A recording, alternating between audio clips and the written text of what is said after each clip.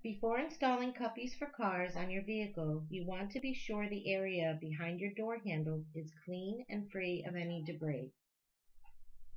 Now, using a hairdryer, heat Cupeez 30 to 45 seconds until you feel it become soft and pliable.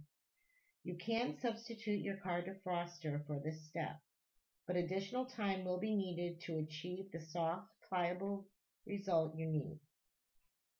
Please note, in colder weather, heating time may take longer than 45 seconds. Now, while Cupeez is still warm, position into door handle cavity. Apply pressure with fingers from center to the edges. You want to remove any air pockets to ensure the magnet makes contact with the entire surface. Cupeez can be reheated with hairdryer and reapplied if needed to ensure proper fit.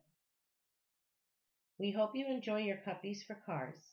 Questions on our product or these installation instructions can be submitted to sales@cupeez.com.